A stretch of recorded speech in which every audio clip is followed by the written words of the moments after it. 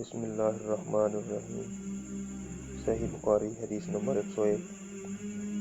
حضرت ابو سعید خدری رضی اللہ تعالیٰ عنہ سے روایت کرتے ہیں، فرمایا کہ عورتوں نے نبی کریم صلی اللہ علیہ وآلہ وسلم سے عرض کی کہ آپ سے فائدہ اٹھانے میں مرد ہم سے بڑھ گئے ہیں، آپ ہمارے لیے اپنی طرف سے کوئی دن مقرر فرما دیجیے گا۔ تو آپ صلی اللہ علیہ وسلم نے ان سے کسی دن کا وعدہ کر لیا۔ اس دن آپ ان سے ملے اور انہیں نصیحت فرمائی اور ان کے مناسب خیال عبادت کا انہیں حکم دیا۔ مجھ ملا اس کے جو آپ نے ان سے فرمایا یہ تھا کہ تم میں سے جو عورت اپنے 3 لڑکے آگے بھیج دے گی، اس کے 3 لڑکے اس کے سامنے مر جائیں گے تو اس کے لیے دوزخ کی آگ سے حجاب ہو جائیں گے۔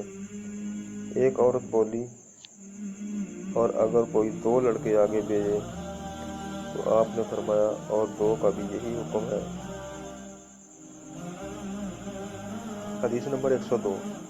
ابو سعید رضی اللہ تعالیٰ عنہ نے نبی صلی اللہ علیہ وسلم سے اس کو روایت کیا ہے، اور عبد الرحمن بن سبحانی اسے روایت ہے، بیان کیا کہ میں نے ابو حزام کو حضرت ابو ہریرہ رضی اللہ تعالیٰ عنہ روایت کرتے سنا۔ انہوں نے فرمایا کہ ایسے 3 لڑکے جو ابھی تک بالغ نہ ہوئے ہوں۔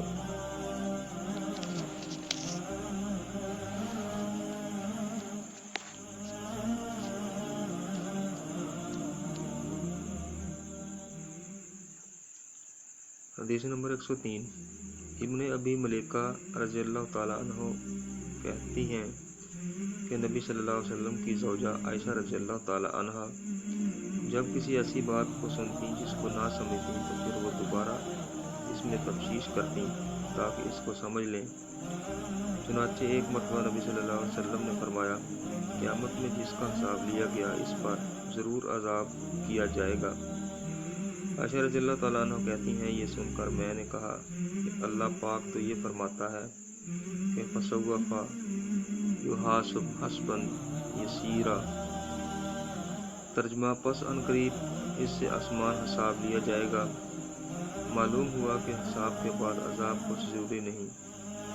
آپ نے فرمایا، یہ حساب جس کا ذکر اس آیت میں ہے در حقیقت حساب نہیں بلکہ صرف پیش کر دینا ہے، لیکن جس شخص سے حساب میں جانچ کی گئی وہ یقیناً ہلاک ہوگا۔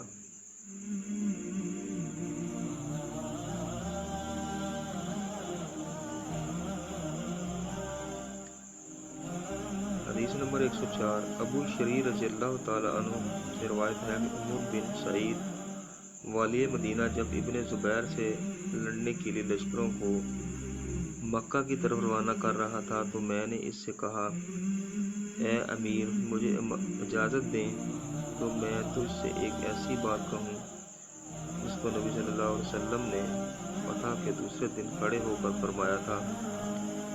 اس کو میرے دونوں کانوں سے سنا ہے اور اس کو میرے دل نے یاد رکھا ہے، اور جب آپ اس کو بیان فرما رہے تھے تو میری آنکھیں آپ کو دیکھ رہی تھیں۔ آپ صلی اللہ علیہ وسلم نے اللہ کی حمد و ثنا بیان فرمائی، پھر فرمایا کہ مکہ میں جدال و قتال وغیرہ کو اللہ نے حرام قرار دیا ہے، اسے آدمیوں سے نہیں حرام کیا، پس جو شخص اللہ پر اور قیامت پر ایمان رکھتا ہو اس کے لیے جائز نہیں کہ مکہ میں خون ریزی کرے، اور نہ یہ جائز ہے کہ وہاں کوئی درخت کاٹا جائے۔ پھر اگر کوئی شخص رسول اللہ صلی اللہ علیہ وسلم کے لڑنے سے ان چیزوں کا جواز بیان کرے تو اس سے کہہ دینا کہ اللہ نے اپنے رسول کی اجازت دے دی تھی اور تمہیں اجازت نہیں دی، اور مجھے بھی ایک گھڑی بھر دن کی اجازت تھی، پھر آج اس کی حرمت ویسی ہی ہو گئی جیسی کل تھی۔ پھر حاضر کو چاہیے کہ وہ غائب کو یہ خبر پہنچا دے۔ ابو شریح سے کہا گیا کہ اس حدیث کو سن کر عمرو نے کیا جواب دیا؟ انہوں نے کہا کہ یہ جواب دیا کہ اے ابو شریح، میں تم سے زیادہ جانتا ہوں، حرم کسی باغی کو اور خون کر کے بھاگ جانے والے کو پناہ نہیں دیتا۔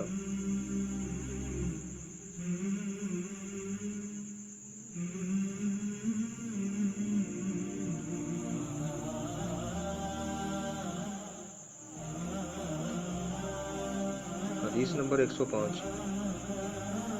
ابو بکر رضی اللہ تعالیٰ عنہ نے ایک مرتبہ نبی صلی اللہ علیہ وسلم کا ذکر کیا کہ آپ نے فرمایا ہے تمہارے خون اور تمہارے مال۔ محمد صلی اللہ علیہ وسلم جو اس حدیث کے ایک راوی ہیں کہتے ہیں مجھے خیال ہوتا ہے کہ یہ بھی کہا اور تمہاری آبروئیں تم لوگوں پر ہمیشہ ایسے ہی حرام ہیں جیسے ان کی حرمت تمہارے اس دن میں تمہاری اس مہینہ میں ہے۔ آگاہ رہو تم میں سے حاضر کو چاہیے کہ غائب کو یہ خبر پہنچا دے۔ اور محمد کہا کرتے تھے کہ رسول اللہ صلی اللہ علیہ وسلم نے سچ فرمایا، ایسا ہی ہے۔ پھر 2 مرتبہ آپ نے فرمایا آگاہ رہو کیا میں نے پہنچا دیا۔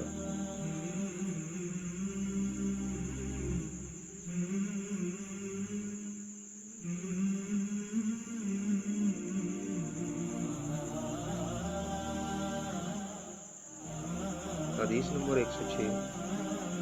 علی رضی اللہ تعالیٰ عنہ کہتے ہیں کہ نبی صلی اللہ علیہ وسلم نے فرمایا کہ میرے اوپر جھوٹ نہ بولنا، کیونکہ جو شخص مجھ پر جھوٹ بولے گا اس کا ٹھکانہ جہنم ہے۔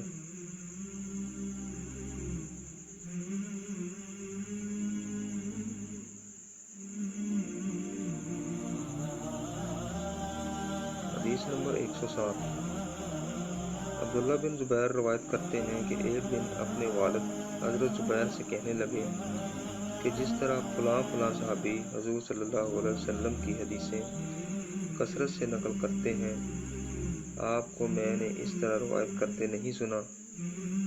زبیر بولے کہ آگاہ رہو، میں رسول اللہ صلی اللہ علیہ وآلہ وسلم سے جدا نہیں ہوا، مجھے بھی بہت حدیثیں معلوم ہیں، لیکن میں نے آپ صلی اللہ علیہ وسلم کو یہ فرماتے ہوئے سنا ہے کہ جو شخص میرے اوپر جھوٹ بولے تو اسے چاہیے کہ اپنا ٹھکانہ آگ میں تلاش کرے، اس لیے بہت حدیثیں بیان کرتے ہوئے ڈرتا ہوں۔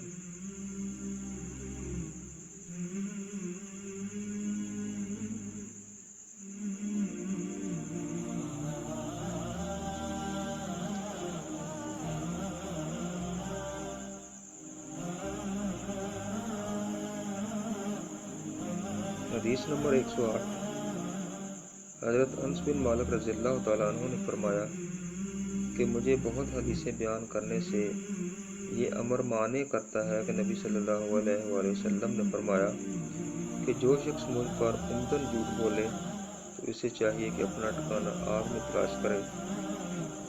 محترم ناظرین کرام، اگر آپ روزانہ کی بنیاد پر ہماری احادیث سننا چاہتے ہیں تو ہمارا قرآن و حدیث چینل 10 سبسکرائب کر لیں اور لائک کریں، شیئر کریں۔ شکریہ، اللہ حافظ۔